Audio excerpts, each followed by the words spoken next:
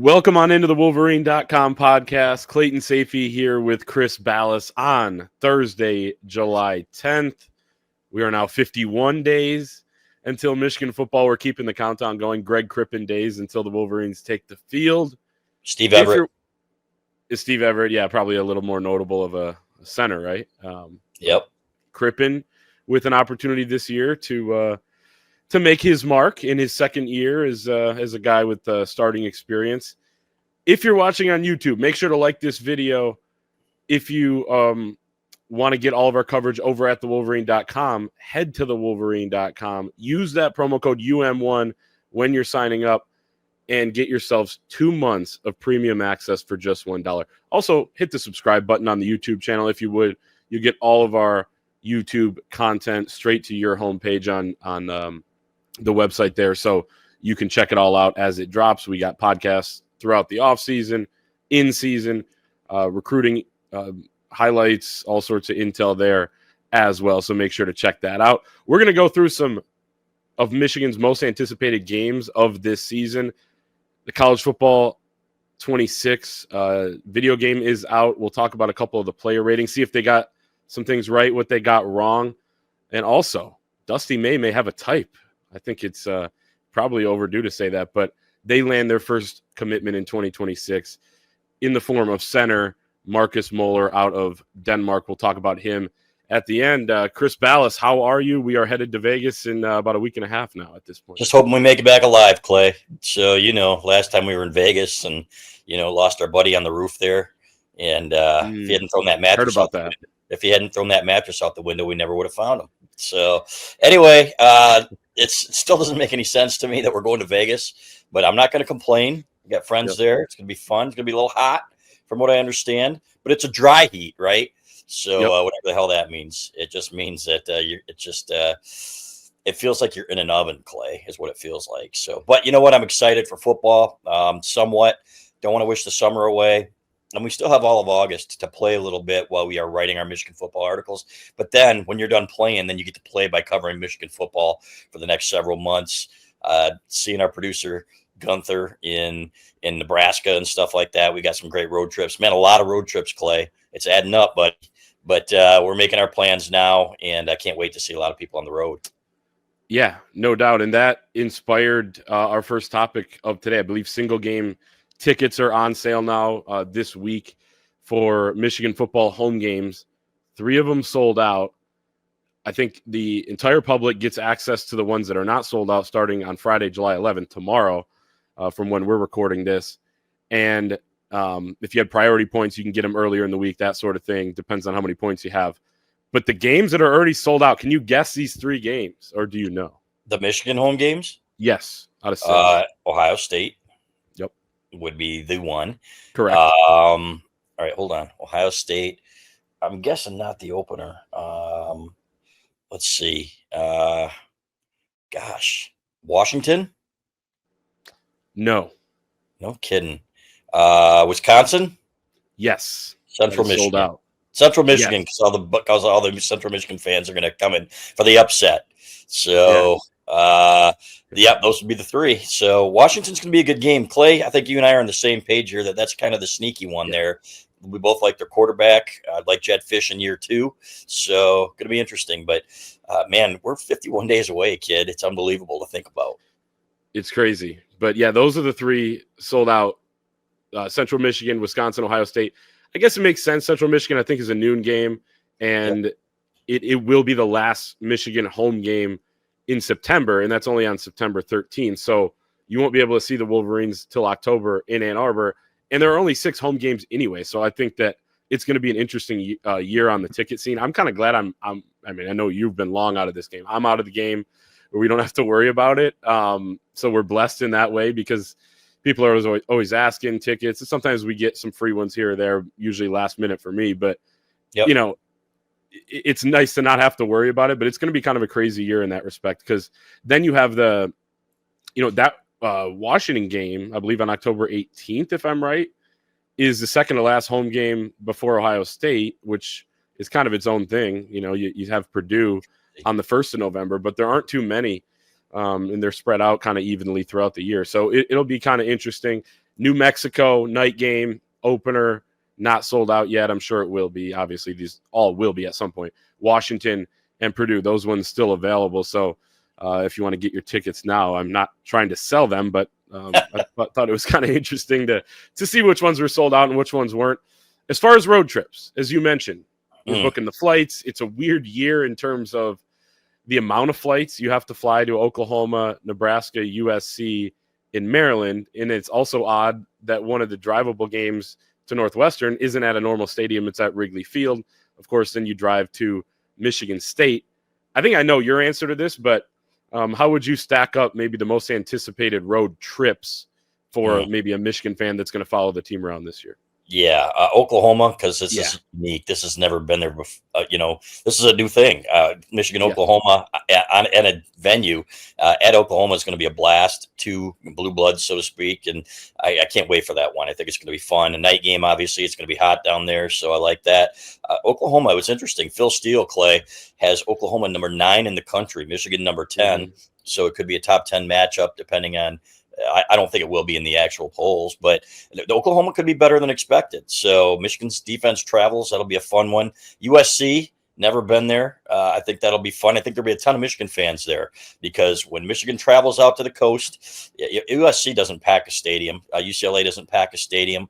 Michigan's had a ton of fans there for basketball for both of those games. And when Michigan was out there at the Staples Center for the NCAA tournament several years ago, they took over, and it was unbelievable. It was like Ann Arbor West. It was really better than a Chrysler crowd at times. So there are going to be a ton of Michigan fans there. Can't wait to see that. So Nebraska's always fun.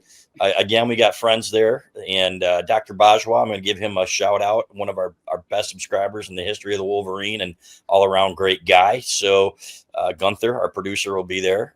So it'll be fun, man. I love that trip because I like the people.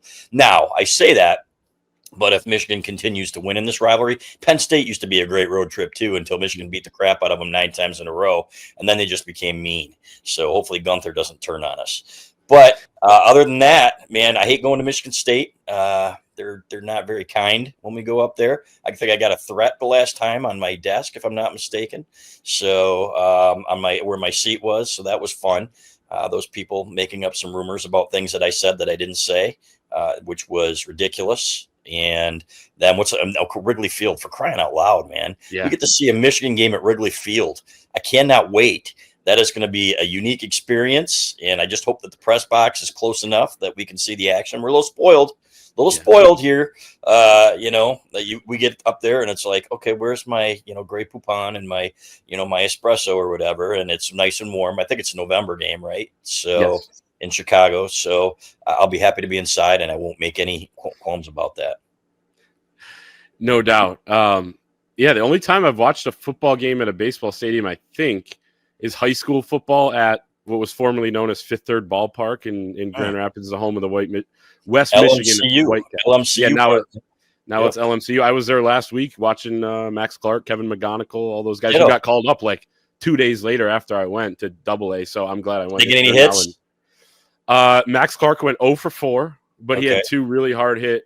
They were essentially base hits, but they went right to a fielder. McGonigal got walked 2 or 3 times. Might have had like a fielder's choice, something like that. So gotcha. Yeah, you saw some juice, but you didn't get to see the full experience. But who's the other guy? Josue. Yeah, there's one. There's another big time prospect. Yeah, they're not good. exactly sure. And shout out to my buddy Kenny Jansen, who is a VP over there at LMCU. So but great ballpark. If you haven't been there, get there. It was packed. A lot of people went out. So it was a fun time. But then the only time I've been to Wrigley Field wasn't really inside the stadium. I was at the Wrigley rooftops across the field, or across the street, excuse me. And you could kind of see the game. You're more there for like the all you can drink, all you can eat with a big group. But I haven't experienced Wrigley, so I'm excited to actually get in the stadium, watch some football there. Won't quite be a Cubs game, but that's gonna be fun. I'm more excited for maybe the Friday night bar scene before that, because I don't know what time the game's gonna be, but hopefully it's 3:30 maybe. But we will see. Yeah, or later. Or later. Give us a little bit time to recover. But Oklahoma to me is the most anticipated. For all the reasons you mentioned. it's unfamiliar territory. I almost can't even picture myself. Like, I don't even know anything about Oklahoma. I can't picture myself being in Norman, Oklahoma, or flying into Oklahoma City. I didn't know this would ever come. But it will be a lot of fun. I guess we knew 10 years ago this game was on the schedule, but you don't really believe it until you book the flight, I guess, that this game's actually going to happen. And you didn't know you were going to be working for the Wolverine then, so you're welcome. True. All these experiences, all because we met at Five Guys, and Austin Fox and I think met with you, if I'm not mistaken, and yes, decided you were the right guy for the job. So, man, it's been fun. There's a lot more to look forward to, too. Great place for a meeting, too. Five Guys. They're the best. So yes, that is Michigan's schedule. I know a lot of people will be making some of those road trips. A lot of people heading out to games at the Big House this fall. Only 6 home games, so we got to cherish all of them this year. Last year was 8, right? So a little bit of a contrast, and I know that stresses the budget, but they also had 8 last year, so it's kind of like a 7-7. College football video game is out. 2026, EA Sports. They have the top 4 players on Michigan's team who are also in the top 100 in the entire game.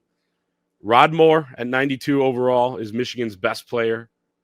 Derek Moore, edge rusher, is Michigan's second best player at 91 overall, tied with offensive lineman Giovanni El-Hadi and defensive tackle Rayshon Benny. Quite a projection on El-Hadi. He's got the potential to do it, I think, and he's going to be a little bit more at home at his traditional position of left guard. But my take from that is it's probably they're probably over their skis a little bit. But if he could get there, I mean, that would go a hell of a long way for this offensive line. Then they could really potentially have a nasty interior if the other guys come along. But it would be a good starting point. I don't really judge my players by video game scores, number one. So Gio's got a lot to prove, but I love this kid. I had a one-on-one with him just about a month ago before we put out the football preview, and I root for this kid to succeed. He's just a down-to-earth, great kid who is better than he showed last year, in my opinion. And I think we saw some flashes from him where, I mean, Grant Newsome said Michigan's offensive line coach said going into last year, he said, this kid would be in the NFL right now if he weren't playing behind other guys. Well, it didn't play out that way. He feels better on the left side. I think he plays better on the left side. I was kind of surprised that they didn't kind of experiment with that last year, moving things around a little bit when things weren't going well. But you know what? In the middle of the year, maybe they didn't want to do that. And Preeb was probably felt better on the left side. So whatever. All that matters is that he has to have a really big year if this Michigan line is going to be good. He's got to be the leader. Sounds like he's taking on more of a leadership role. Greg Crippen really put in the work this summer and has been putting in the work from the people that I've been talking with. So that excites me. And it's really going to come down to that left tackle spot, in my opinion. And center a little bit too. But left tackle is really the big one. Is it going to be Andrew Babalola? Is it going to be Evan Link? Can you move Link to right guard? We're going to find out. So it's a big year for Grant Newsome. It's a big year for that line, especially with a true freshman quarterback, most likely back there, Bryce Underwood. So, and my guess, Clay, is by the end of the year, those numbers for guys like Jordan Marshall, maybe Justice Haynes, maybe even Bryce Underwood, if he's as good as advertised, are going to be up there as well. There are always some guys that surprise. So, but can't wait to see this team in action. It's going to be fun. Really, the biggest litmus test, the first early litmus test is going to be Oklahoma. But that first game is always fun, too, to see the new guys out there and see where they're playing and what they do, even if it's against a crappy opponent. So it's coming up quickly. No doubt. And I got the video game. It adds a little bit of anticipation because you actually get to see some form of these guys out there, like the cast of characters that is going to make up the 2025 Michigan football team, because every Michigan team has just a different look to it when they're out there on the field. And, you think of the 23 team, you almost picture them, or at least I do, in formation with JJ and Blake back there. And, you're the defense, Mikey Sanders still maybe creeping up towards the line of scrimmage. Like, that's probably the all-time team for me, or definitely is. But then you can think to all the different years, and 21, and you probably picture the Ohio State game with some snow coming down, 22. So this gives you a little bit of a glimpse. And yeah, the ratings don't really matter. Last year, Donovan Edwards was one of the top-rated players in the game, probably partly because he was on the cover. And then they update it as the season goes on, I think every 2 weeks. So he moved down. He was still a solid player. Bryce Underwood at 81 overall, seems okay. Who knows? Yeah. Do you know what his? Can you guess what his throw power is? This stood out to me. Out of 100, Out of 100, yeah. 98.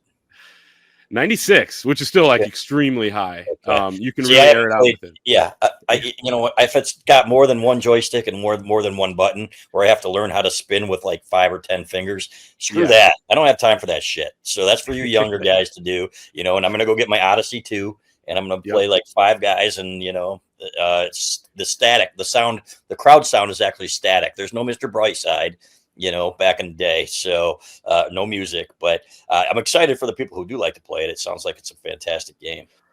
It's a good time. Yeah, you just play online against people. I got to buy a mic so I can talk. Just make sure you still get out, Clay, in the real world and mingle with people. You know, I want you to get away from your TV. All right. Well, the last 2 years I've bought this game and think I'm going to have all this time to play it, and then it's probably not played. It's probably played by other people on my thing than it is me, more so. But yeah, no, it's fun to have, and I think your lack of experience with a game like this makes that exercise a little bit more fun. But you were really close on the Underwood throw power. You can air it out. My one takeaway on the offense with Underwood there, it's fun to play with him. You could run around a little bit. There isn't that go-to guy yet. They made Donovan McCulley pretty good, Anthony Simpson pretty good, which was a little surprising. It is surprising. But I think it's just more experience. I think they probably overrate transfers, guys that come in. I don't know. But no, but I'm sure if you have any feedback of the game, give us a comment on YouTube. What did you see? I've only played, I think, not even a full game because I quit. I was losing. So I got to get on that over the weekend here, but it's been a pretty busy summer. So give us some feedback if you want to leave a comment on YouTube about what you're seeing with Michigan on the video game. Oh, last thing I wanted to mention, Max Bredesen is not Michigan's player with the highest toughness rating, which is probably the most ridiculous thing. Yeah. And who is? Oh, let me guess. Toughness rating. Offensive or defensive player?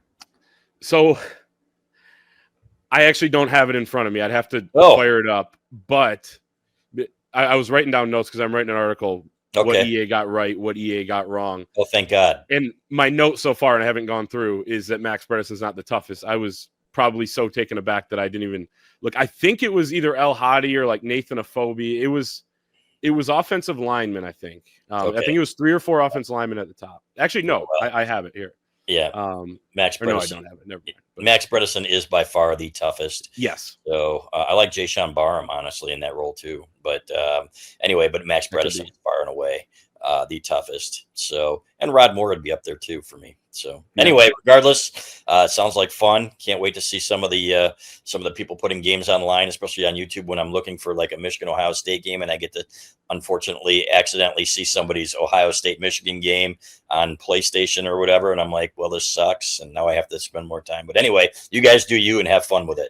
That is the most annoying thing ever. And get off my lawn. Michigan Ohio State simulation or whatever. Yep. No, exactly. No, our Anthony Broom does some of those, but he makes it a little more interactive. It's more fun. The people that just think we want to watch with no volume your game against, New Mexico, like get out of here. I don't care about that. Nope. All right, let's move on to Michigan basketball before we get out of here.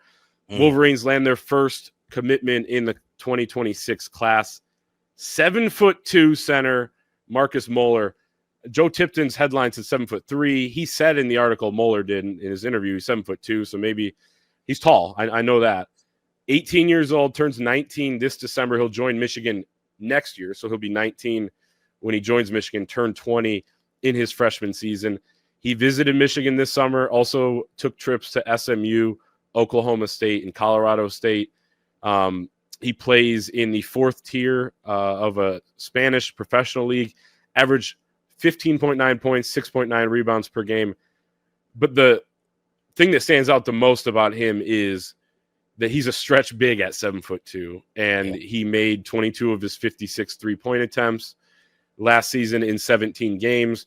Also has been competing on the national stage with Denmark, or the international stage, FIBA U18 Eurobasket. Last year had 13 points, 8 rebounds a game. So you watch his clips, he's put some on Twitter, and he brings the ball up at times after getting the rebound at 7'2". I mean, I know he's probably on the radar of other teams because he visited some other colleges. He's probably not, the best player out there that you could possibly get. I'm sure there are some downsides to his game right now, but he's got potential written all over him. And, Dusty May with another land of a big man from a foreign country. So, this is kind of an exciting one to start off the 26 class, which really is going to ramp up here starting this month with the live period and the coaches on the road.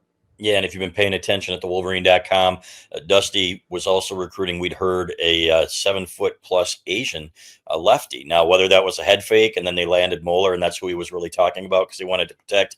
Whatever the case is, we know he loves the 7-footers, right? And I don't think Marcus plays 7'2" yet. He's going to have to get stronger. I think there's no question about it, but he's got the skill set. And it's funny, I saw a couple of people on the board saying, I'm not seeing it with this guy. And I'm like, what are you not seeing here? This guy's 7'2". He can handle the ball. He's going to get bigger. He's going to get stronger. I remember hearing the same things about John Teskey, who wasn't nearly as polished as this kid. And it was a completely different type of player back in the day that great developers of talent make into good basketball players. John Teskey left here as one of the winningest Wolverine of all time, along with Xavier Simpson, if I'm not mistaken. So a kid like this, the potential is crazy.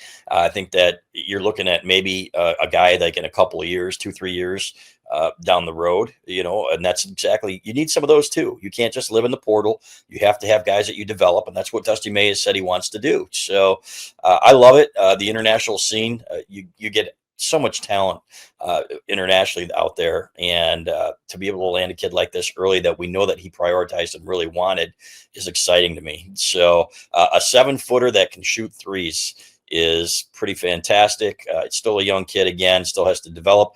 The competition, the level of competition is obviously going to get better, but it's kind of like Malik Cordell, right? You're going to hope that he really develops into his body, and you can see the hands, you can see the good footwork, you can see the potential. And I 100%, Clay, trust Dusty May in anything and everything he does. It's, the trust level. If it was another coach that landed this guy, people would be like, all right, we'll see. We'll see if he even comes here, and we'll see what he becomes. It'll probably be a project. And, the project part. I just saw, for the first time, I just saw that highlight of him taking the ball up, isolating, and then dunking over somebody. That was sick. So, yeah. It's crazy. You don't want this guy. Right. Unbelievable. Right. The handle on this kid. In the shot, and as you mentioned, shooting at 7 feet and actually 7'2", that, like, Teskey was probably, 7'1". Yep. And then, so 7'2", and Teskey could shoot a little bit, but Teskey couldn't handle the ball. Right. This guy can handle the ball. Yep. We'll see how all that translates to the next level, but I mean, at this level right now, he's putting up big numbers, and you see a pretty incredible skill set. So, he's not polished yet, but I think a pretty good pickup. This is how he describes his game. This is what he said to Rivals' Joe Tipton. I'm a 7'2" versatile big. I can stretch the court and knock down shots, but also create mismatches and advantages for the team. I show a big presence in the defense with my length and timing. I am mobile and play with a high basketball IQ. I'm ready to compete and bring my values to the team every day. It sounds good enough for me. He looks it. Look at it. Look at the shot. How pure the stroke is. It's unreal for a 7'2" guy. So I'm telling you, Dusty May knows what he wants. You're looking at a contested three, too. He's got guys in his face some of these times. Some of these bigs that you get, they have to be wide open to take those threes. Teskey was among them, right? You have to have time. Vlad Golden needed time, and even then he wasn't good, but he was okay at times. This kid's hitting threes with guys closing on him. And if he's a shot blocker that he can be, those 7-foot guys, there's a reason that Dusty likes them, right? If you get a guy that has really great feel for the game on defense, and he's that size, you've got an eliminator at the rim. I think this kid's going to be a great fit. Now look at the guy chasing him. The competition might not be the best. Right. Get over to the YouTube version. Geez, it looks like me in high school there. That looks pretty. So get to our YouTube channel here so you can actually watch this along with us. But if you're listening, if you're in the car, don't worry about it. Do it later. Yeah. But the handles are impressive, but some of the guys chasing them are a little. Look at that guy. This one guy's eating a donut, I think, and chasing him. No, he's not really, but he could be. I love it. But no, a lot to work with there. And I think this was put in the the commitment thread when he committed, I think on Monday or Tuesday. It was Tuesday. Someone said I'm the Purdue now with the, I'm the captain now meme, and Dusty saying that to Matt Painter. I mean, Dusty May, I don't know what he is in shoes. I think he says he's 5'10" in shoes, but he's becoming like the guy that every big man wants to play for. Yeah. I'd say that those got to be 2-inch shoes, soles on those shoes then maybe, or 1.5 inches, but whatever. Dusty May is a freaking basketball genius, in my opinion, at least getting there. I mean, the guy's been a head coach for how long, Clay? What, 5 years? This is going to be year 8. Okay, year 8. I'm sorry. 6 at FAU. Yeah, you're right. So year 8, and look what he's accomplished, and how much better he gets each year, and the things that he learns, and the fact that he was disappointed by last year when they win the Big Ten tournament, and then at the same time were bounced. They made the Sweet 16, and he was disappointed. He said, "I thought we could have had, maybe made the last weekend, but wasn't meant to be." And they gave Auburn all they could handle, but the guy's not satisfied. And, we said this many times. Jim Harbaugh was the jackhammer on the football side. Dusty May is the jackhammer. He is Jim Harbaugh in his prime as a basketball coach, in my opinion, when it comes to work ethic and it comes to leaving no stone unturned. So he is literally, and I've said this, and I will say it again every time on this podcast, there is no coach in the country that I think I would trade him for right now, all things considered. He is insatiable. And he is insatiable when it comes to landing foreign big men. So we teased it at the top. Does Dusty May have a type? Foreign big men. I'm going to list off the guys that he's either coached or landed that are foreign born. There's asterisk there. I'll explain in a second. Vlad Golden from Russia. He landed him twice out of the transfer portal both times. Coached him at 2 different schools, Florida Atlantic and Michigan. Yaxel Lendeborg, born in Puerto Rico, not foreign. That's an American. That's in America. But he did live in Dominican Republic longer than he lived in Puerto Rico. So foreign born, not really, but somewhat foreign. Also lived in Ohio and New Jersey much longer than he lived out of the country. But Adai Mara from Spain, UCLA transfer. Malik Cordell, incoming freshman this season from Germany. Marcus Moller from Denmark, who we mentioned in the 2026 class. At FAU, it gets kind of fun. 2018-19, his first year, he brings in a bunch of foreign big men. Madawad Niang, 6'9" forward out of Senegal. He landed a JUCO player. Alexander Zasevic, 6'10" forward out of Serbia. He inherited one big man who redshirted the year before he got the job, 6'9" forward Simeon Lepichev out of Bulgaria. This has become a pronunciation test for me. He landed his first year in Ole Miss transfer, Carlos Salinas, a 6'11" forward center out of Latvia. 2019-20, he also adds Dardan Kapiti, 6'10" forward out of the country Kosovo. And then aren't there any Smiths and Joneses over there? What the hell? There were a couple, but he's got a lot of E-Chitches and IC at the end. Yep. And then Golden the next season brings him in. So there's just something about it, these foreign big men, that it seems like he really likes and feels like you can find a lot of value in, that you can develop, that there are probably a whole number of things that he may not even want out there of why he likes them, culture fits and the sacrifice they have to make if they want to come all the way over here and play. I mean, we saw that with Vlad Golden. We've seen it with the Wagners and everything, before Dusty was here at Michigan. But I think it's interesting. Like, it's definitely something to continue to monitor. I don't think it's going to stop anytime soon. No, I don't either. And again, when he went over there to watch Johnson in play and Oscar Goodman, he was on a recruiting trip too. And we'd heard that, and sure enough, he comes back and look, Cordell was in for a while, and he'd gone over there. One of our subscribers actually saw Dusty on the flight to France, which blew his mind. He's like, "Are you kidding me?" I said, "That is Dusty, the power of the Wolverine.com, right?" We had a subscriber there who saw you get off the plane. And if you hadn't been sitting first class, he probably would have followed you to the airport. So count your blessings here.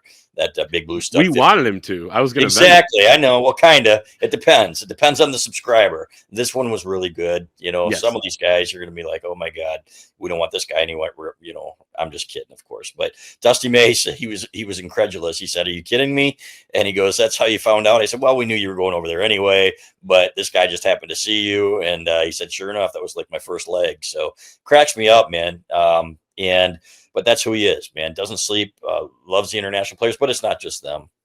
And that's what everybody's like, well, you know, is he abandoning recruiting here in the United States and prep recruiting? Absolutely not. All you have to do is look at the roster of the guys coming in, right? And the guys who are visiting coming up soon. And I'll have an article up about that probably tomorrow. If not tomorrow, then Monday, about the visitors that Michigan's got and where things stand with basketball recruiting overall. So, but it's amazing now with the 15 scholarships you could have. I like the balance, right? It is a deep roster, but you're still got guys that are going to develop. And like somebody said, you've got seniors, but you've got younger guys that understand that these guys are moving on, and next year is my turn to take this program and take over for these seniors. So it's not loaded with one class as we've seen in the past, right? Where you're losing everybody and then you have to replace everybody. So, but love the way he operates his program. I knew I would, from everybody that we spoke with, talking to John Beeline about him, who was part of the interview process. He called him exceptional, answered all the questions perfectly. Yeah, this guy is the real deal. Yeah, no doubt. So that starting off the 2026 class pretty strong. Yeah, like you said, with the 15 scholarships, it allows you, you know, a little bit of latitude to get some guys that are going to be more longer term players. Like I saw Dusty May told the Free Press that Patrick Liebert will redshirt this coming season. No surprise there, but you know, you can kind of mix and match some guys that you develop that are going to be culture fits throughout your time there. You can never bank on anyone staying forever, or their entire career, but still, you can play it both ways. And then you can always go to the portal and address immediate needs. You lose Danny Wolf and Vlad Golden after last season, and within 2-3 weeks, they've got 2-3 exceptional big men that come in and replace them. So you've got all these different avenues that you can accumulate talent, build a roster. And as John Beeline would say, it's about building a team as well. And they've done a good job of doing that, meshing all those pieces together. Real quick, before we get out of here, I wanted to add this. The early Vegas point spreads going back to Michigan football, we've had some of them for a while. Michigan favored by 34.5 against New Mexico, favored by 3.5 against Nebraska. We've known those for a while. Ohio State's a 5.5 point favorite at Michigan November 29th. I want you to guess the point spread of a couple of these games. Yep. At Oklahoma, September 6th. What do you think? Oklahoma 2.5. Oklahoma 2.5. Yep, that is correct. Okay. Washington, October 18th at the Big House. Michigan 9.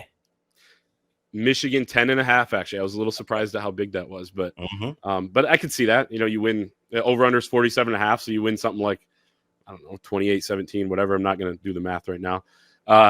Michigan at Michigan State, October 25th. Michigan 15. It's 8.5 at Michigan. Really? State. They won by 49 last time they went there, but only won by 7 at home last season. So it's an early one. I don't know. I find these interesting before the year, and then they change completely 8.5 when the season comes. Yeah, close. Okay. Who knows? But if Michigan State is struggling, that's not going to be a tough environment. If Michigan State is solid, has an okay record, at least has some hope at that point, like to sell hope over there. Yep. Then it will be a decent environment, and it could be, it could be a challenge for you, but we shall see. Everything I'm absorbing about the college football season, it just gets you excited. So 51 days. As we continue to mention, people are probably sick of hearing it. We're heading to Vegas soon. Head to thewolverine.com. You can get all of your coverage from Big Ten Media Day. Fall camp coming up after that. The season, use the promo code UM1. You can get 2 months of premium access for just $1. Like the video. If you're watching on YouTube, subscribe to our channel as well, and we will see everyone next time.